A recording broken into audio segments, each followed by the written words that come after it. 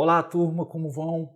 Hoje nós vamos tratar de administração na sociedade limitada. Eu vou pressupor que vocês já assistiram o vídeo em que nós tratamos da administração na sociedade simples, porque grande parte das regras que ali nós vimos podem ser aplicadas às sociedades limitadas também. Então, partindo do pressuposto de que vocês já assistiram aquele conteúdo, vocês sabem que o administrador é quem fala em nome da pessoa jurídica. Nós até já tratamos da noção de representante, né, como alguém que é a pessoa jurídica, enquanto seja um órgão desta pessoa jurídica. E o Código Civil vai trazer algumas regras específicas para a administração da limitada, não tão específicas assim, a depender do caso. E a gente vai encontrar, logo no artigo 1064, uma expressão interessante. O dispositivo vai dizer que o uso da firma é exclusivo para os administradores. Obviamente, pode haver distribuição de poderes, então você pode ter administrador que só possa praticar determinados atos, pode o administrador ter poder para todos os atos, pode ter poder isolado, só ele pratica o ato sem necessidade de outra pessoa, ou eventualmente para determinados atos o contrato pode exigir que administradores concorram para que o ato seja válido. Então, muito vai depender do que esteja previsto no contrato social. Mas a lei vai dizer, no artigo 1064, que o uso da firma é exclusivo dos administradores. Uso da firma. Como assim? Bom, primeiro vamos organizar aí o que nós devemos entender por firma. Firma não é aquilo que eventualmente a gente ouve assim na linguagem natural, né, das pessoas falando, como se fosse um sinônimo de empresa. Ah, abrir a firma, fechar a firma. Não. Nós sabemos que firma é uma espécie de nome empresarial. Nós já vimos a firma e a denominação. A firma, além de nome, é também assinatura.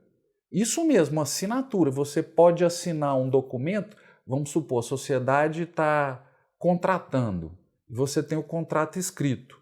Se o nome da sociedade é uma firma, o administrador não tem que ir lá e assinar o nome do administrador, ele já pode assinar a firma da sociedade. Então, firma é espécie de nome e também assinatura. Quando o dispositivo menciona o uso da firma, ele se refere à assinatura, vamos dizer assim, à utilização do nome da pessoa jurídica. Quem pode fazer isso?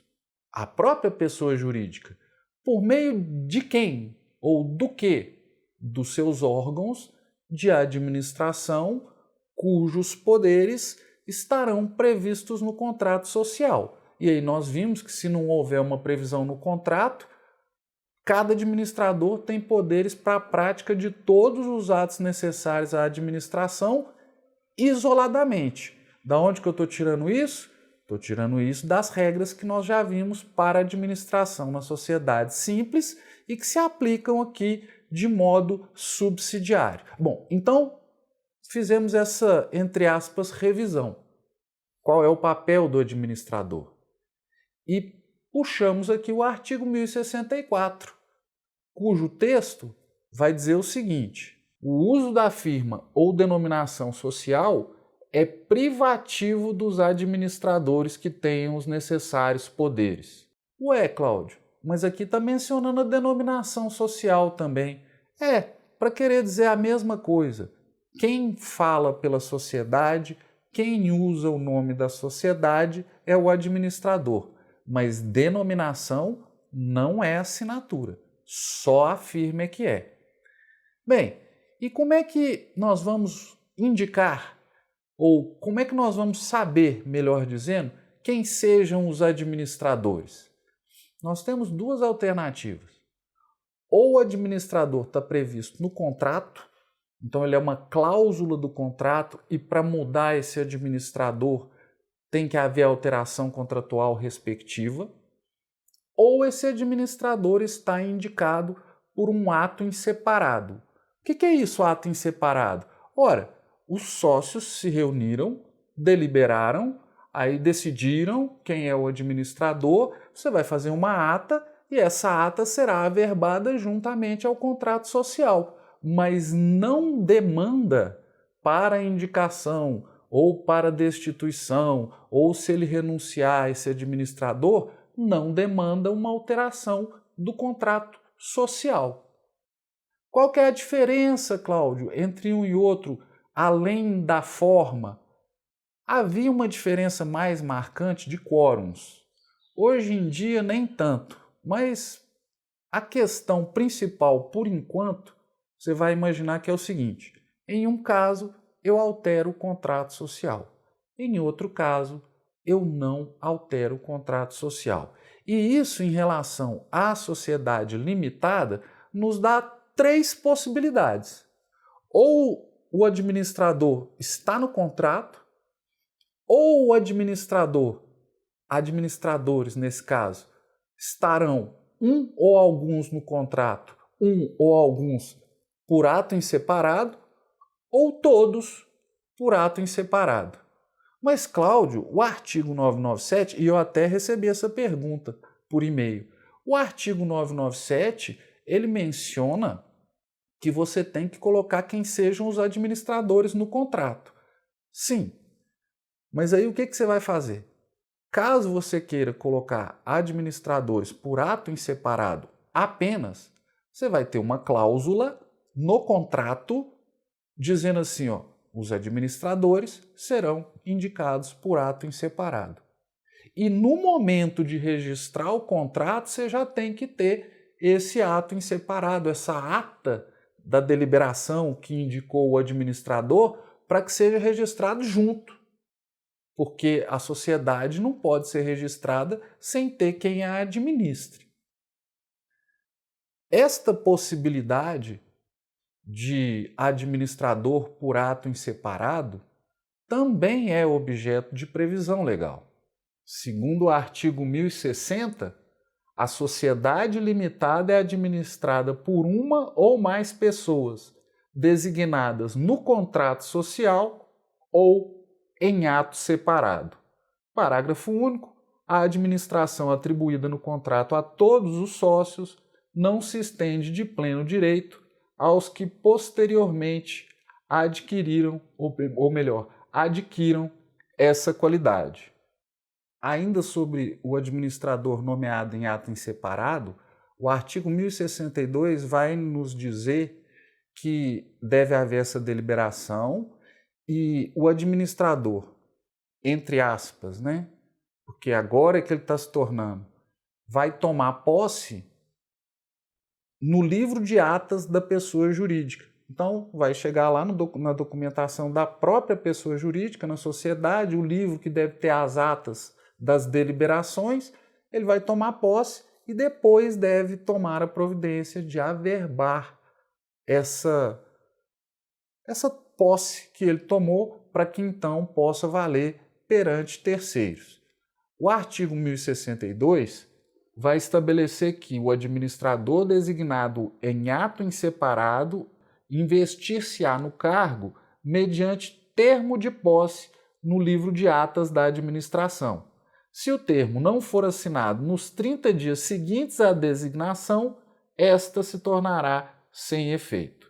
Nos 10 dias seguintes ao da investidura, deve o administrador requerer seja averbada sua nomeação no registro competente, mencionando o seu nome, nacionalidade, estado civil, residência, com exibição de documento de identidade, o ato, que aí vai ser a ata, né, que o nomeou, mais o termo de posse, e a data da nomeação e o prazo de gestão. Aqui vale falar da questão dos impedimentos. No artigo 1011, nós vimos uma lista de impedimentos, de situações que vedam à pessoa o exercício da atividade de administrador. E o administrador, esteja no contrato ou em ato em separado, deve manifestar-se no sentido da ausência de impedimentos, ou seja, ele deve declarar que não há impedimentos, que ele não sofre impedimentos. E neste ponto nós temos duas alternativas.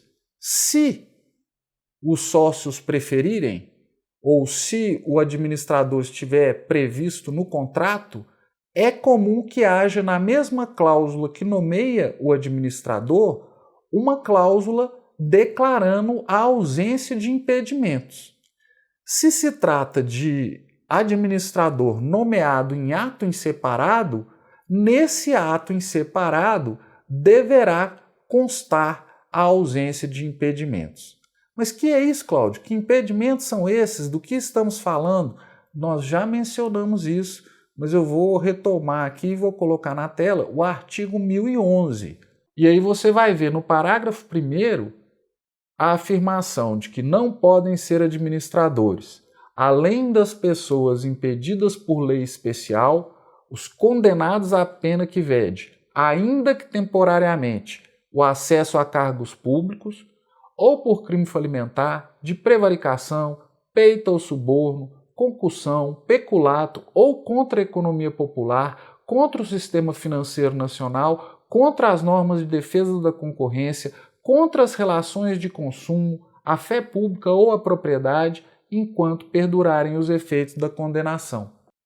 Então deverá haver ou uma cláusula, ou a cada ato em separado que nomeia administrador, um dispositivo mencionando não haver a existência de qualquer impedimento. No nosso tutorial para a confecção de contratos sociais, nós temos um exemplo mais detalhado de como poderia ser uma cláusula que traz a ausência, que declara a ausência de impedimentos do administrador. Lembrando, mais uma vez, o artigo 1011 se refere à sociedade simples, mas pela aplicação subsidiária das regras daquela sociedade, vai valer para as outras sociedades em geral. Mais uma vez, o artigo 1011 e avancemos. Acabamos de dizer que os administradores podem ser classificados pelo ato que os nomeia em administradores previstos em contrato e administradores nomeados por ato em separado. Mas também a lei classifica os administradores tendo em vista o fato de serem ou não sócios. Então nós podemos ter administradores sócios e administradores não sócios. Lembrando que estamos tratando aqui da sociedade limitada. E qual é a relevância dessa distinção para a questão da administração? Principal vai se referir à questão de quórum para a nomeação do administrador, o que para o administrador não sócio haverá um quórum um pouco maior. Vejamos aqui o artigo 1061.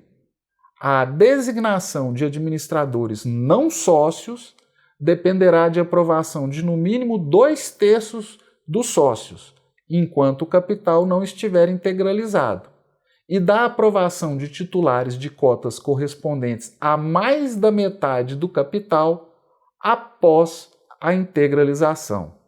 Ok, aqui está falando de administradores não sócios, mas e se os administradores forem sócios? E o quórum para destituir? Na verdade, esses quórums nós podemos encontrá-los combinando o artigo 1071 com 1076. O 1071 enumera atos que devem ser objeto de deliberação. São decisões que devem ser tomadas pelos sócios. E o 1076 estabelece quórums. Então, se nós temos no dispositivo do artigo 1061, a previsão de que a designação de administrador não sócio depende da aprovação de 2/3 dos sócios enquanto o capital não estiver integralizado e da aprovação de titulares de cotas correspondentes a mais da metade do capital social após a integralização, basta, para efeitos de saber quórums de nomeação e destituição, somar o dispositivo do artigo 1061 ao que dispõe os artigos 1071 e 1076, chamando a atenção sempre para o fato de que o quórum de 2/3 é dos sócios e o restante dos quórums é de capital social. Então, 2/3 de sócios não é a mesma coisa que 2/3 do capital. De novo, no 1061 nós temos o quórum de 2/3 dos sócios para nomeação de administrador não sócio quando o contrato não estiver integralizado, e de maioria absoluta, que é mais da metade do capital social, para a hipótese do capital social já estar integralizado. Além disso, combinando o 1071 e o 1076, a indicação de sócio administrador que está no contrato, maioria absoluta. Lá nós temos a previsão de quórum para alteração contratual. A destituição de administrador, maioria absoluta. A nomeação de administrador por ato em separado, maioria absoluta. Então, em relação a nomear e destituir administrador, eu pensaria assim, não sócio, 2/3 até que o capital esteja integralizado. Todos os outros casos, maioria absoluta. Todos os outros casos, maioria absoluta. De onde que nós estamos tirando isso, Cláudio? Do 1061, combinado com 1071 e 1076. Então, nós temos os quórums referentes à nomeação, destituição de administradores no contrato e fora do contrato. Avançando, a lei vai tratar também do fim, do encerramento da administração, o que pode se dar por destituição, renúncia ou expiração do prazo. Aqui não existe maior segredo. O artigo 1063, no seu parágrafo 2º, vai dizer que a cessação do exercício do cargo do administrador deve ser averbada. É claro, a gente tem que poder, o terceiro tem que poder saber quem é o administrador. Então está lá, mediante requerimento apresentado nos 10 dias seguintes ao da ocorrência. Isso é do maior interesse do administrador resolver esse problema e da sociedade também. E aí veja que no parágrafo 3º está fazendo uma distinção ali. A eficácia em relação à sociedade já ocorre desde o momento em que o administrador comunica a sua renúncia. Mas em relação a terceiros, vai depender da averbação respectiva e publicação. Então, o que nós temos aqui é principalmente o reforço ao dever de averbar as alterações referentes aos administradores, porque terceiros que tratem com aquela sociedade só vão reconhecer como administradores ou aqueles que estiverem nos atos em separado, averbados, ou aqueles que estiverem no contrato social. E manter essa informação atualizada, averbada, é dever, eu acho que primeiro da sociedade, mas especialmente no interesse do administrador, para que ele não fique mais vinculado às atividades da sociedade e aos deveres que tinha enquanto tal. Por fim, para nós superarmos essa parte do Código Civil e podermos avançar em um próximo vídeo, nós vamos ter a menção ao artigo 1065, e esse artigo prevê deveres do administrador. Obviamente que o contrato social poderá prever muitos outros e a própria lei, se tratada de modo sistemático, também prevê uma série de outros deveres do administrador. Mas o Código Civil é expresso ao mencionar o seguinte: ao término de cada exercício social, proceder-se-á à elaboração do inventário. O que é o inventário? É a listagem dos bens da sociedade, do balanço patrimonial e do balanço de resultado econômico. Na prática, eu não vou dizer que todas as sociedades fazem isso, ainda mais sociedades mais familiares, em que todo mundo assim concorda com todo mundo, ou que tem um administrador que administra sozinho, um sócio que manda sozinho, isso acontece. Mas há o dever do administrador de produzir esses documentos com o seu corpo de contabilidade e disponibilizar essa documentação para os sócios. Os sócios, nós vamos ver logo à frente quando falarmos de deliberação, vão ter que se reunir e deliberar sobre essas contas. Mas aí já é um outro assunto para um outro pôr do sol.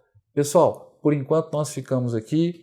Isso é o que o Código Civil nos traz sobre a administração da sociedade limitada. Repito, esse conhecimento deve ser concatenado ao que nós já vimos sobre a administração na sociedade simples, e aí sim nós temos condição de ter um quadro acerca de como funciona a administração e dos deveres do administrador, não só em relação à sociedade, mas também em relação à manutenção da informação correta e atualizada nos registros, por meio da averbação de eventuais alterações contratuais ou de atos inseparados que possam resultar em alteração de quem seja administrador.